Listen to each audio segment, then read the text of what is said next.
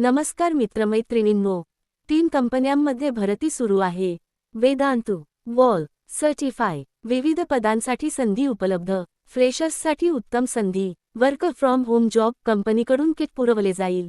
आकर्षक बेनिफिट्स आणि सोयी. 1. वेदांतू कस्टमर केअर इंटर्न पदासाठी भरती सुरू आहे.